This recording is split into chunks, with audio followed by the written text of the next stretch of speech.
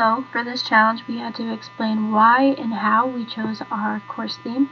As mine is child development and parenting aspects, I stated in the first sentence that I wanted to give key points and observations of child growth and also the growth of the parents as they are raising the children or child.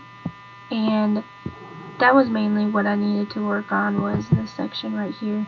And as I sent it to Lexi, she pointed that out. She also pointed out that she made some changes in some grammar, so I fixed that as well, made it tie in smooth, and basically just saying how I want adolescent kids to see the real outlook on life, and not just through the textbook, but through different personal family situations.